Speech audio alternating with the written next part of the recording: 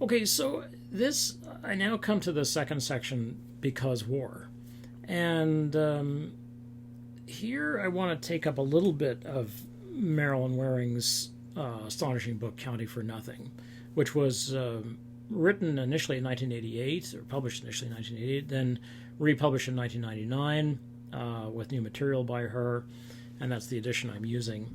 And it's one of those pieces of research that opened up a whole field, really, of research, which has been explored in some real depth by Cynthia Enloe, who we're going to be using.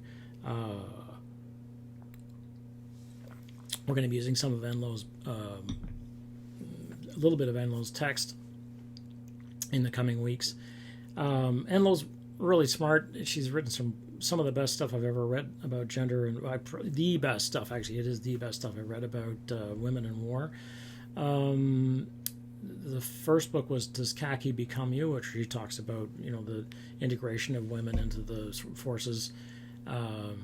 So he was, his 1980s is kind of like saying, do you look hot in khaki?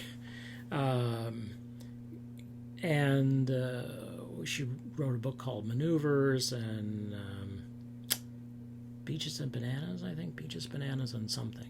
There's a third B. It's alliterative.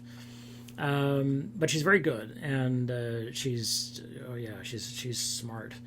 And she comes along in the wake of Waring. Now, Waring, I think, is a New Zealander, and I think she for a while was a member of Parliament for New Zealand, and she was, I think, the youngest member of Parliament, and she did a lot of good work. I think in the end she retired because she wanted to farm, and as far as I know, she's still a farmer. And it's she did something which is so basic and so smart. It isn't clear why we hadn't done it until she did. It's one of those things that people are like, yeah, why didn't we do that?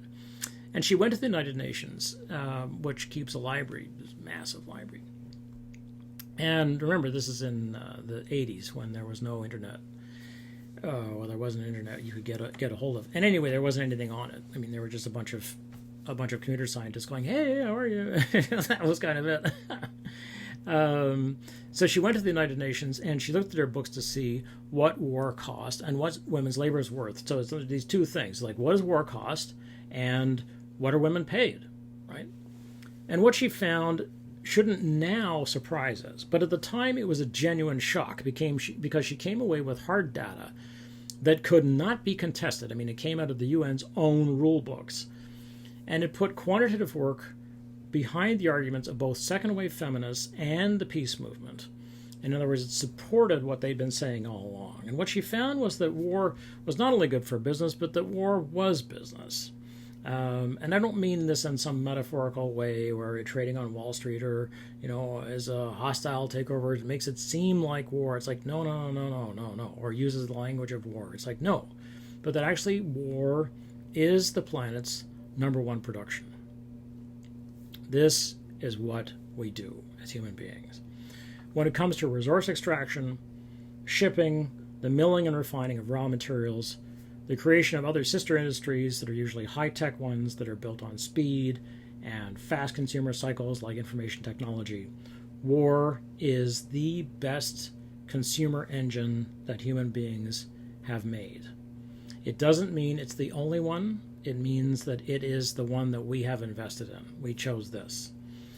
At the time, and not wanting to bog you down in numbers, all of which are very accessible in her Chapter 7 of Counting for Nothing, Waring found that the world's population, which was tiny, right, 70 million people, the world's population was bigger than 70 million people, and it was a much, much smaller population than it is now. But that 70 million people of the world's population were employed in war or war-related work. 70 million people is now the equivalent of 2 Canadas, basically, plus a bit. So if you stop for a moment and consider that it isn't just 70 million people, individuals of the planetary population, but it's actually, of the time, what it was a population of 4.9 billion people. It actually really means 70 million families. And it takes a while for that to hit in. It's the same thing when, you hear on the radio. I often hear these kinds of stories. Oh, God.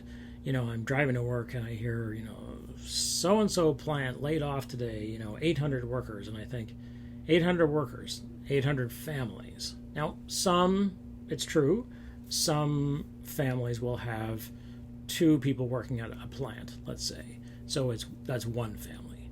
But still, it only reduces the number by a small amount. These are our whole families.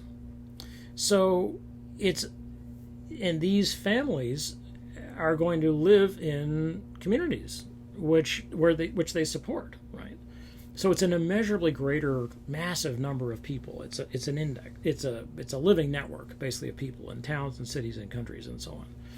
And Waring finds hard data that supports what many of us suspected all along, as she says on page 152, that wars are, quote, now more life-threatening for civilians than for combatants. In other words, the combatant is just the beginning of the story.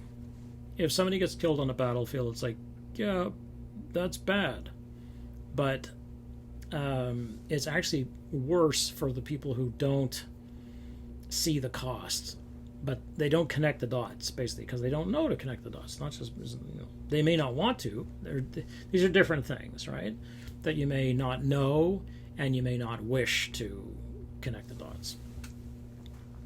So the situation is allowed to stand because, as she says on 152, those who stand to gain, the superpowers, the arms exporters, the military dictatorships, are the key players on the world stage. They do not wish the system to change. Multinationals and politicians do not wish for change. Right, on 152. And that's still true.